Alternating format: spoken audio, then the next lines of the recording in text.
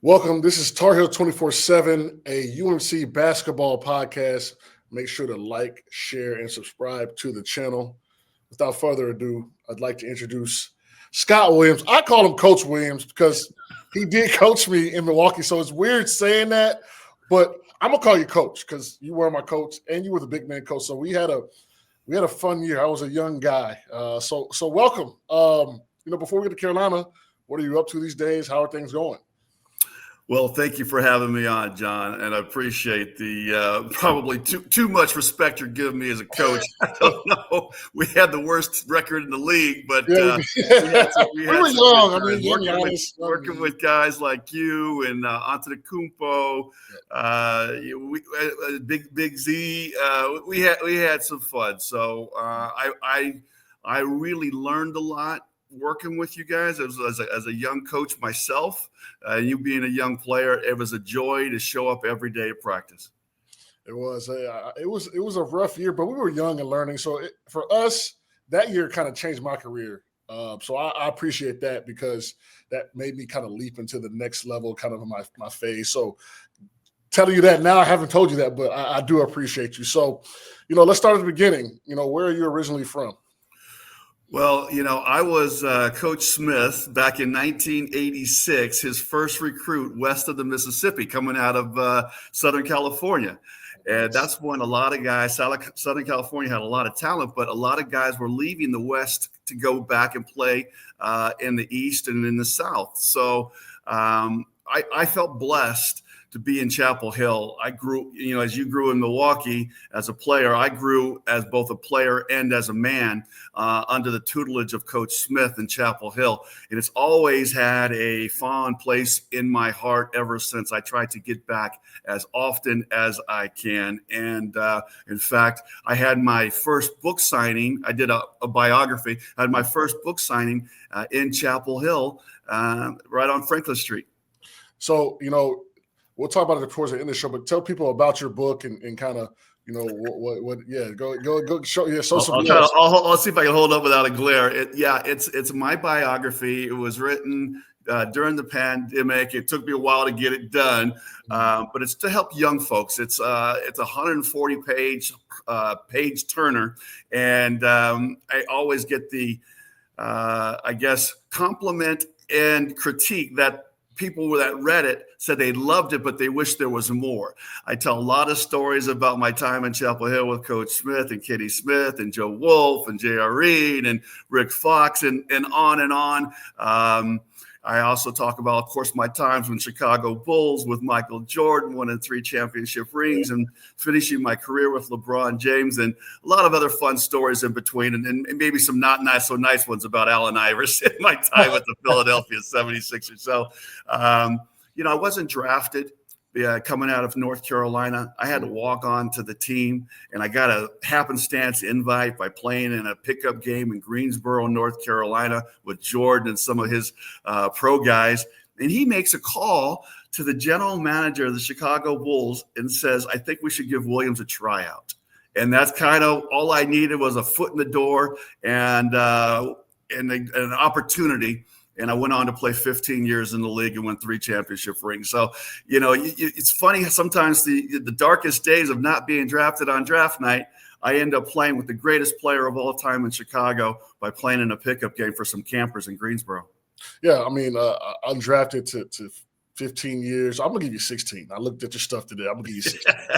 I saw an article saying essentially MJ called the gym like, hey, I think he's going to be able to help us. So I thought that was pretty cool. So rewinding kind of back to you, starting the recruitment at Carolina, right? In 86, I know, how did that go with recruiting all the way out west? What was that like being recruited in those times?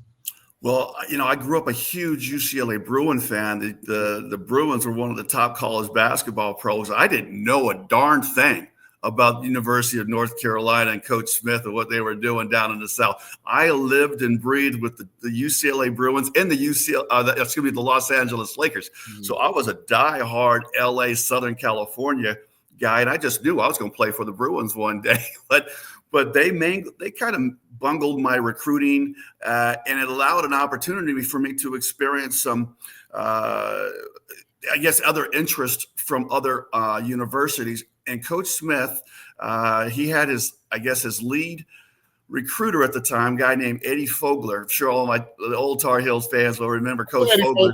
I'm hip. Yeah, he made several trips out west. He met with my teachers and my coaches and the principal. And Coach Smith was very crafty on his home visit.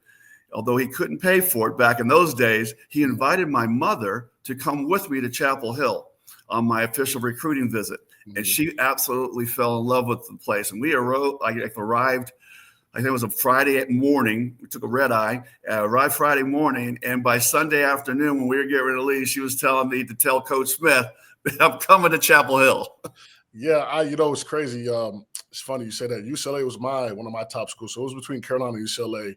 And, Coach Ben Howland, love him to death. He kept messing up, calling my high school coach my dad during the trip. We both were there. So that kind of ruined my time, or I guess the chances for them. So, but yeah. Carolina was, the best decision for me. So let me add one more thing before you ask me another question, is that when I was being recruited, Walt Hazard was the head coach, and there was another 6'10" kid, and there wasn't a whole lot of 6'10" kids running around Southern California back in those days.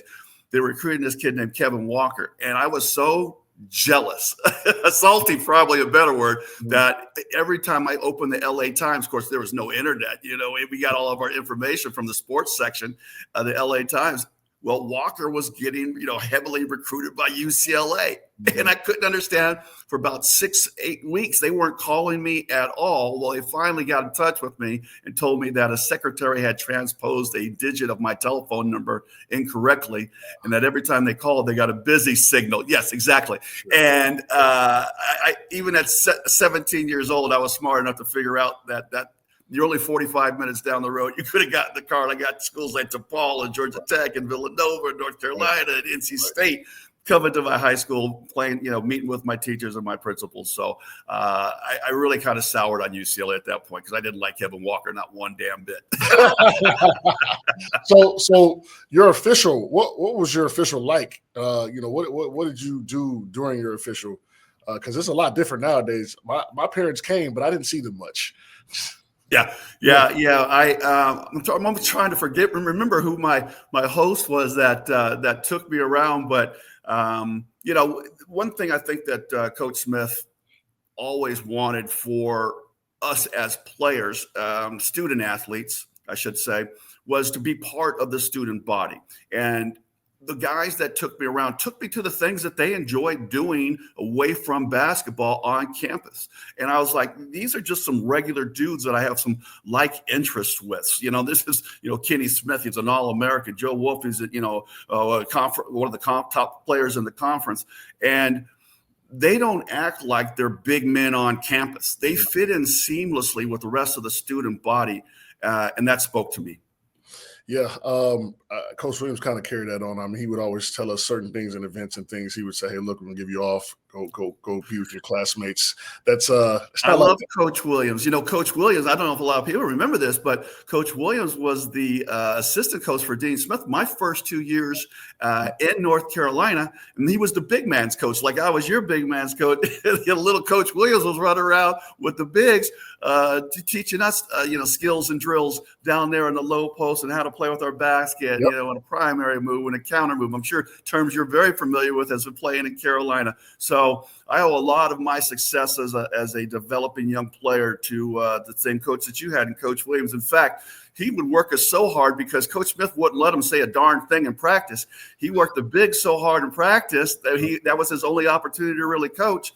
The day he got the head job at Kansas, we were both disappointed and excited because he won't be gone. Yeah. He couldn't kill us before practice anymore. We worked so hard, 45 minutes, and then Coach Smith get his hands on us. We didn't have a whole lot left in the tank after that. It's funny, whenever we split, I don't know if you guys, how you split the guards and the bigs before practice. I'm sure you guys did the same thing. Oh, yeah. And Coach Williams was always on the big end. He never was on the guard side. For my whole 3 years, he coached the bigs because he said, listen, I wholeheartedly believe you cannot win a national championship without two good bigs. And so It's which we saw last year on problems that the current team had and not having some big players. And I know Hubert Davis, who was a teammate of mine as well for 2 years in North Carolina, went out and addressed that situation. They got a kid from down the road here in Arizona. What's his name? Cam Williams? No. Yes. Yeah, I know Cam. Yeah. And that kid's a true 7-footer, and he likes to play like a 7-footer. So I'm excited about the addition of him. To the Tar Heel squad. I saw they were recruiting him. So when you got there, was there an underclassman that kind of took you under their wing and kind of showed you the ropes? I know you talked about Kenny and all those guys. Yeah, Joe Wolf. Yeah. Joe Wolf was my mentor. I looked up for him, and we lost him last summer. Which I was on my way to Kohler, Wisconsin for a Milwaukee Bucks charity golf tournament. And I was looking forward to seeing Joe because he was part of that Herd coaching staff, the Milwaukee Bucks G League team. And that really hit me hard. And because this is a guy who didn't have to. He's from Kohler, Wisconsin. Here I am from Southern California, LA. You would think we would have absolutely nothing in common, this guy from the dairy state, me from the glitz and glamour of Southern California, and we hit it off and we bonded, and he took me under his wing and showed me not only what it was like to be a Carolina basketball player, but a student athlete at the University of North Carolina. Because I go lie, that first semester on campus, my GPA was lower than my free throw percentage. So I needed someone to have a little talking with me, and Joe was that guy that kind of straightened me out and talked to me about life balance in Chapel Hill. You can have your fun, but you got to get in that library or in that study hall as well. So I did everything Joe Wolf told me to do, and I think it made me a better player. I left Carolina. I'm proud of this stat. I was in the top 20 in scoring, in the top 10 in rebounding. I was one of 4 guys to score more than 1,500 points, 800 rebounds, 100 steals, and 100 block shots. So I felt like, I'm never going to get my name up in that rafter with those national players of the years and those All-Americans, but I go back and I look at all those Carolina games fondly, and I go to sleep at night listening to some of those games against Duke and NC State. So I thoroughly loved my opportunities that I had to play for, I think, the best fan base in all of college basketball. Everywhere I go, even at the Diamondbacks baseball game, some dude walked down from about 12 rows up just to say that he was a Tar Heel grad and loved watching me play during the times when we kind of overlapped at North Carolina. And I thought that's always really cool. And it's stopping in airports or in diners, and there's always Tar Heels all around, not only the country but the world. I was in Japan, the Philippines, Thailand, Greece, and Portugal this summer doing some travels, and you always run into somebody that has an affiliation or a fondness with the University of North Carolina. Yeah, you do. I'll tell people all the time. People notice me from Carolina, and I get questions all the time like, "Hey, Carolina what'd you do after?" I'm like, I just played in the NBA. 8 years. Yeah, exactly. People they want to talk about the Tar Heels. They don't care. They don't care about the fact you played for the Cleveland Cavaliers with LeBron James. They're like, tell us about your time with Michael Jordan. And tell us about Kenny Smith, Rick Fox. Oh, it's Rick Fox. How many times women come up to me and talk to me about, Pretty Ricky? Yeah, Rick Fox. So we had some fun with that. I'm still in touch with guys like George Lynch that were freshmen when I was seniors. Where every time the lottery hits $1 billion, we're always pitching in $20 so we can cash in. So we still stay connected through the Tar Heel grapevine. And then, with Coach Wolf, I had Joe Wolf coach me as well.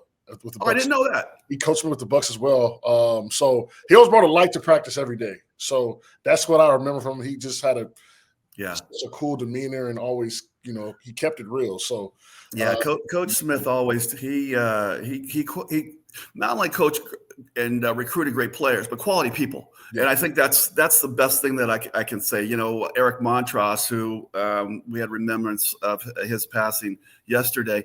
Yeah.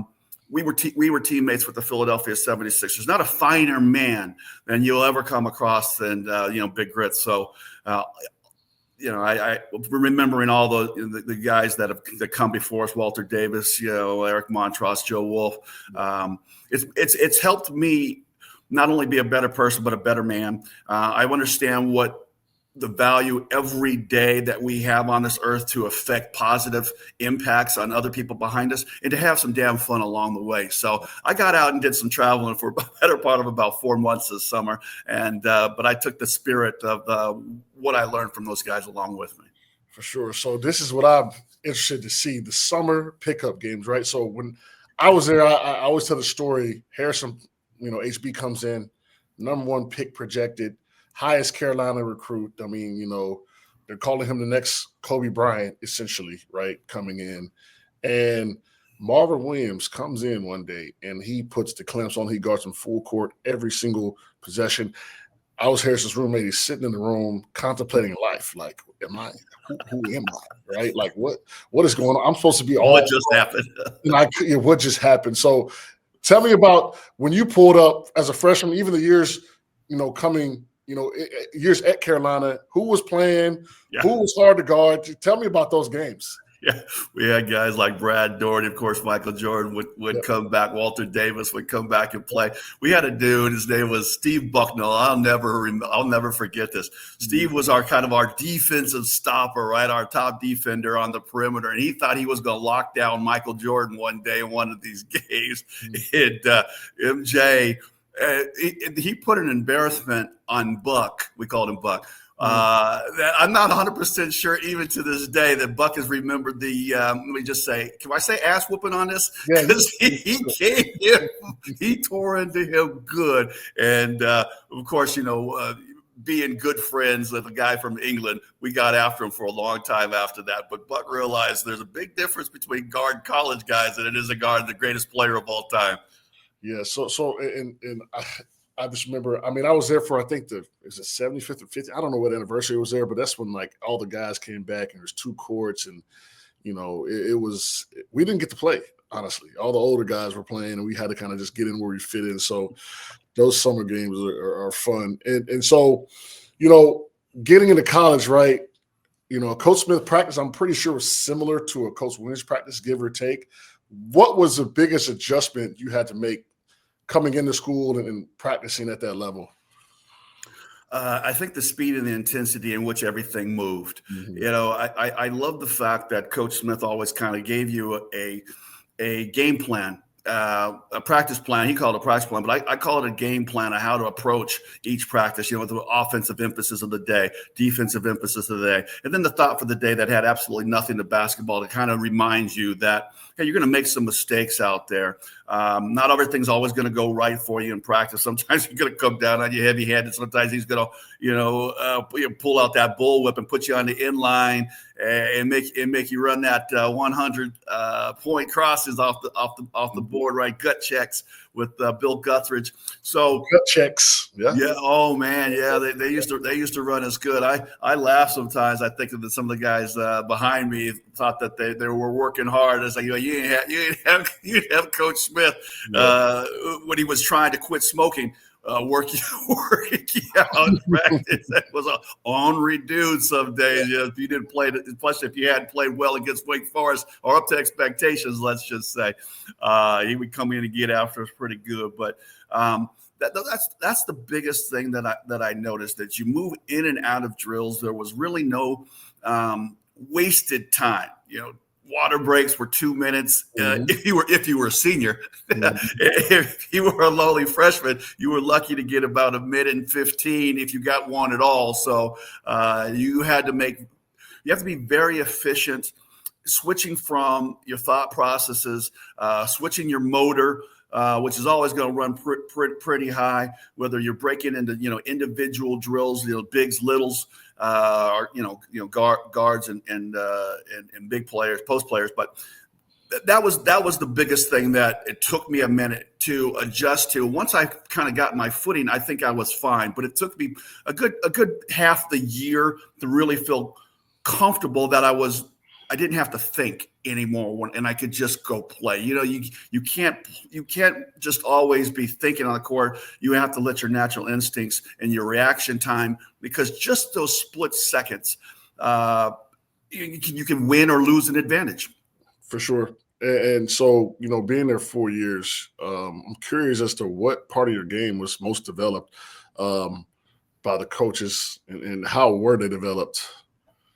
I honestly believe with my whole heart that my ability to be able to gain low post position, not so much with power, but with technique, was developed by Coach Williams. And I got a chance to work with several good bigs. I mentioned Joe Wolf, but there was also J.R. Reed, who was the National Player of the Year. Dave Popson was a high school All-American coming out of Pennsylvania. Pete Chilcutt was coming out of Tuscaloosa, Alabama, was in my class. So I got to work with guys that were 6'10", 6'9", that could play down on the low block with our black to our basket. So I felt comfortable by my senior year that I could get low post position. I could score down on that block. I had a shoulder injury that kept me from getting drafted, and I did realize when I got to Chicago Bulls that we already got a score. You better learn to play some down defense, set some screens, block some shots, rebound, run the floor, shrink the defense if you want to play on those Bulls teams. So I was never a scorer at the NBA level, but I always thought I was an opportunistic scorer, and I played some of my best basketball and during those championship runs. Yeah, I would say for me, just kind of it's so simple, the counter move and the go-to move, right? Like, and those things like that. And it's so simple, but if they guard the counter, they can't guard them. If they guard the man to go to the counter, they can't guard both. So I think it's something that's so simple, but kids don't really take advantage of these days. If I could pay you a compliment, one of the things that I was always very impressed with, and I had a great hook shot growing up. I shoot it in the driveway back in Hacienda Heights, California. Left shoulder turn, right hand jump hook. One thing that I always was very impressed with you is that you had the ability to get to your right shoulder turn, left hand jump hook, but you did have that counter move. So if they took that away, you were either coming back with a little right baby jump hook, or you had that little turn to your left shoulder, come back with your little jump shot. Yep. So I knew that right away, this dude's been coached properly in North Carolina, and I was always impressed with your skill set. If you like what you see and you're listening to, make sure you check out TarHeel247.com. We've got a ton of great hoops and football content on the site. So check it out. Tell all your Tar friends too. That's TarHeel247.com. So my next question would be, right, let's go. You go undrafted, right? You told us about the story with the Bulls, right? You get to Chicago as an undrafted rookie. Obviously you won the 3 titles. But how was that grind being undrafted out of Carolina, playing with someone like Jordan on those great teams? Well, first of all, let me just say, if you had an opportunity, or if you haven't had an opportunity to watch The Last Dance, yes, that came on, back in 2020 during the height of the pandemic, we didn't have any sports, so I caught myself being a fan watching that 10-part docuseries. That dude that you saw talking about watching Dennis Rodman run off to Las Vegas with Carmen Electra, that's not the same dude I played with. Let me just tell you that right now.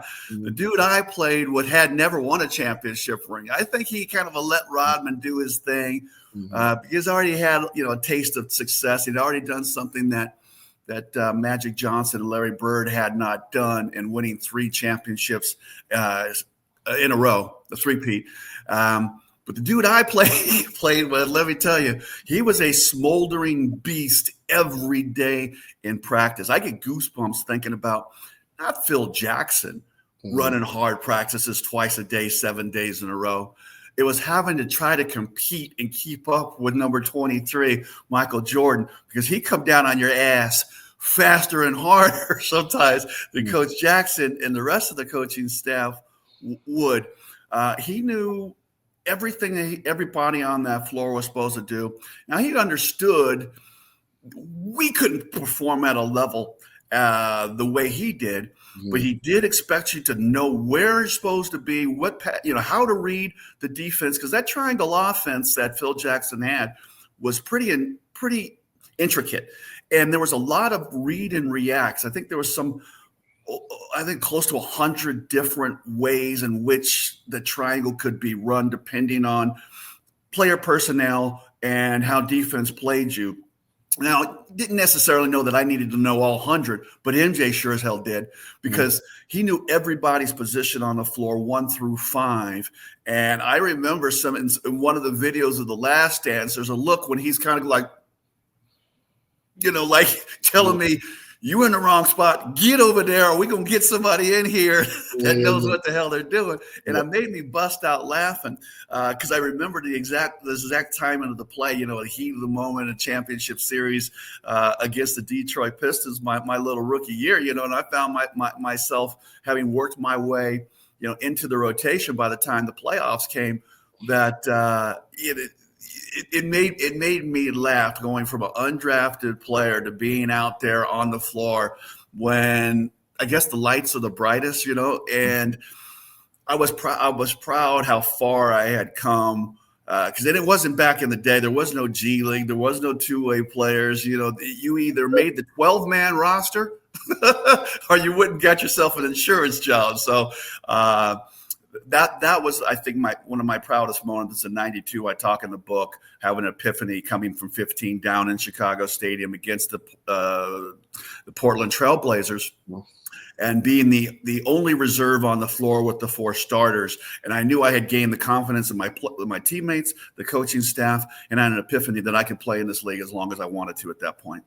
Do you think, I'm curious, and this is a question I would even ask you off air, his level of competitiveness, do you think that just rose everyone up to a certain level? Like, you either coming with me, or like, is that the reason why maybe he's, arguably the greatest basketball player of all time, obviously with his physical skills, but competitiveness?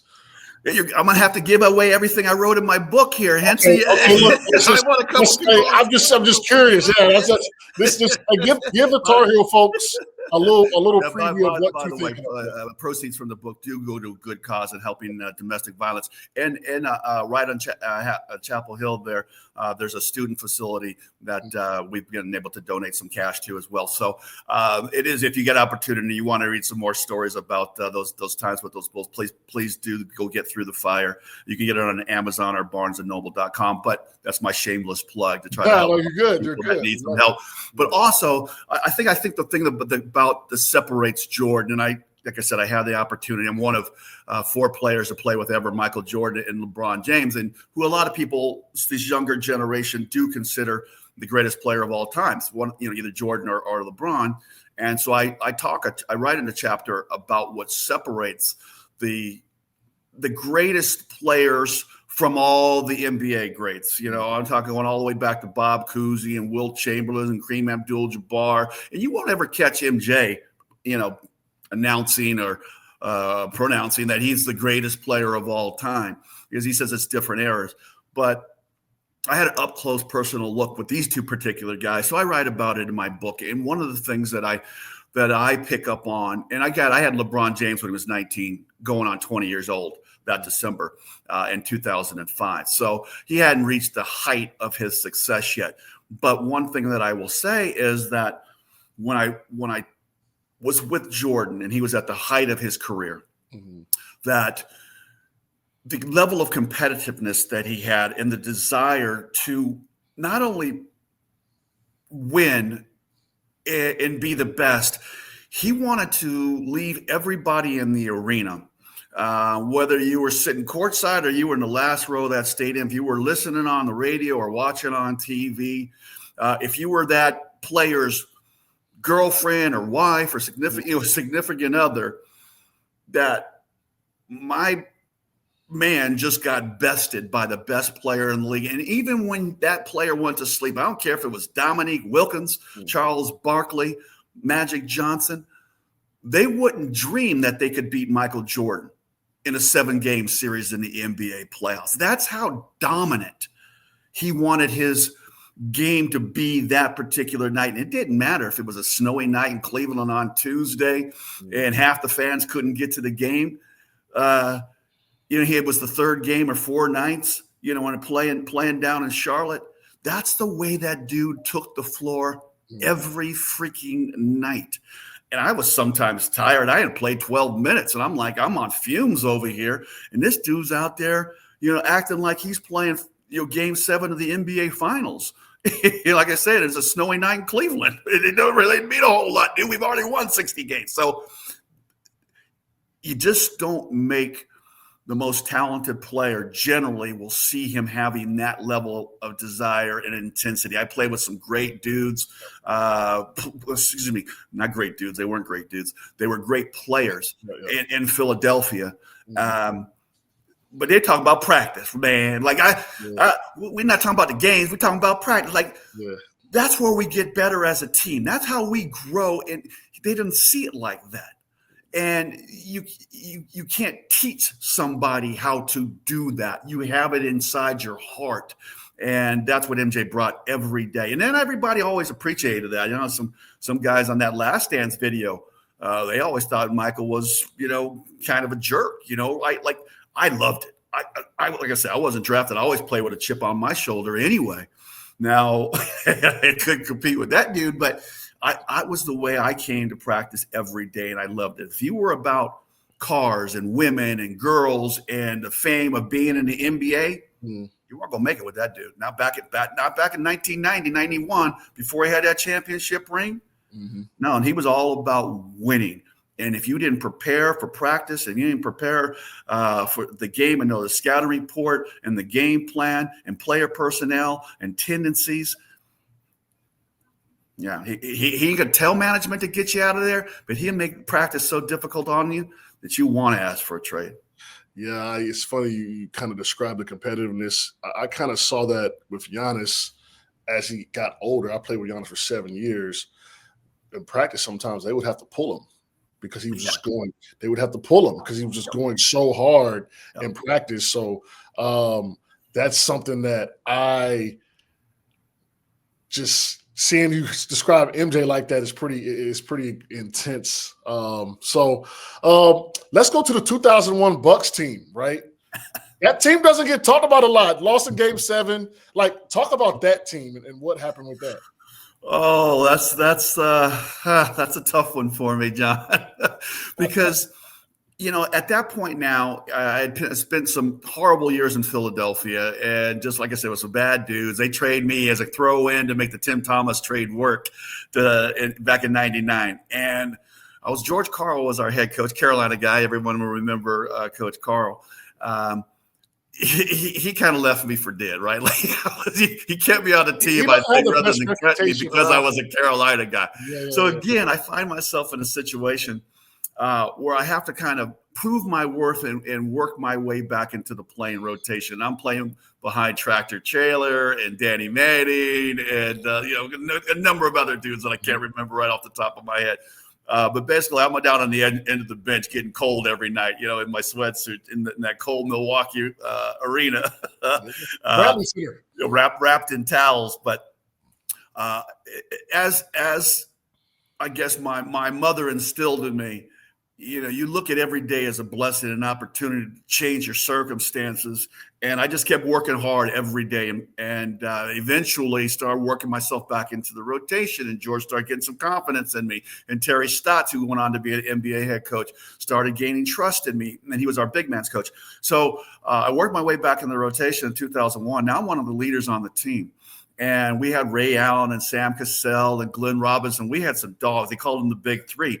Yes. We were a special group. We weren't the best defensive players, but myself, Irvin Johnson, Mark Pope on that squad, Darvin Ham, we did just enough to make it so we weren't a liability defensively. And our scores, we could just flat out score people. We were like either the first or second leading scoring team in the league. Well, to try to make a story a little shorter, we were 8-0 against the top teams in the West. And we're talking about the Kobe Bryant, LA Showtime, not Showtime, but the Lakers with Shaquille O'Neal.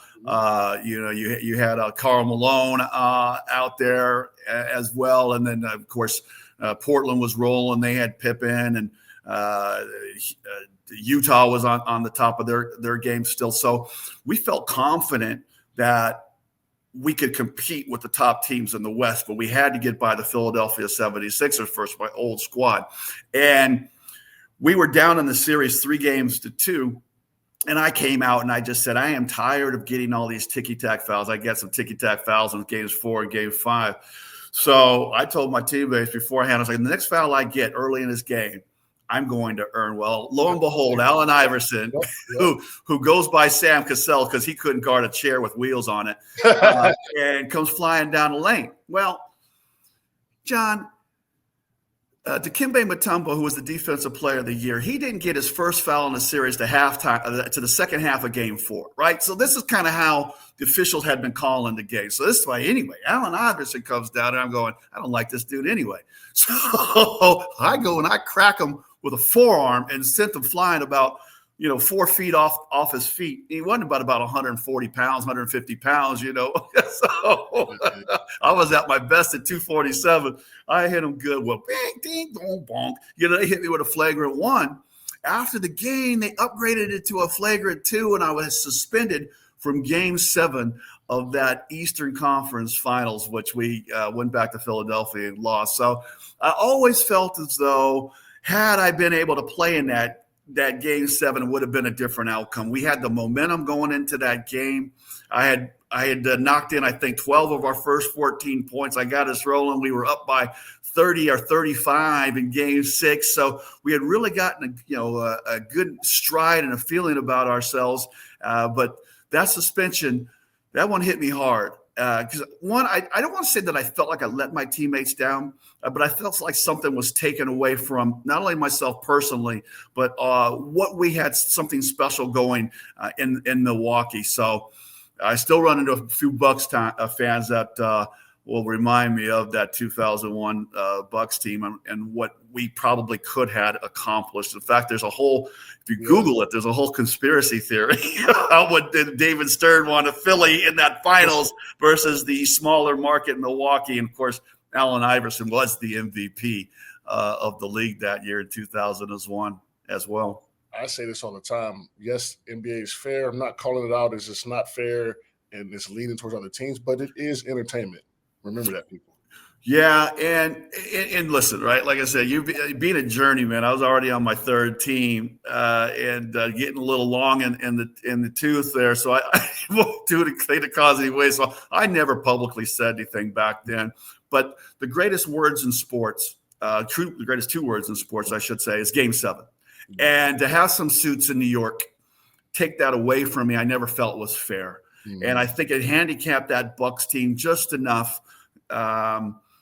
that they, because when they suspend you from a game, you can't even be in the arena, let alone play. You're watching the house. And I had to go to one of my buddy's houses in Milwaukee, and I watched the game from his living room as my team was battling for a chance to go to the NBA Finals. And that's something that I always felt as though, basketball, I always say at the NBA level, it's a beautiful game, but it is a bad business.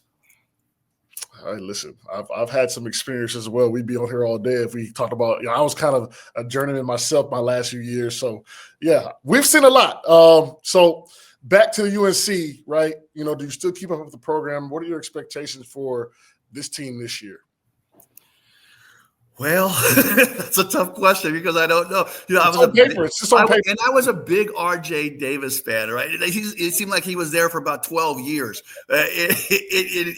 R.J.'s not going to be there, right? Baycott. I can't forget his first name now. Armando. What was it?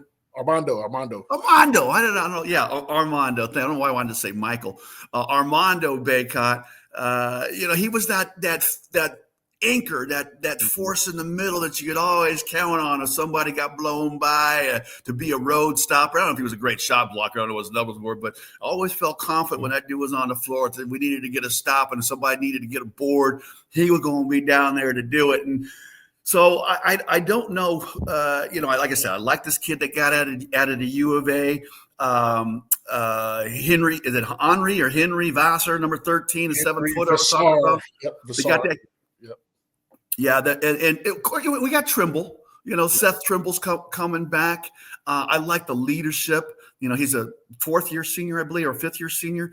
He's going to provide some steady leadership with the young group and some new guys that they have. And I've listened to this guy, Caleb Williams. I just signed my contract this morning to do 30 games for ESPN on college basketball. Yeah. And I did some ACC games last year, but I didn't get the Tar Heels, unfortunately. I got to Wake Forest.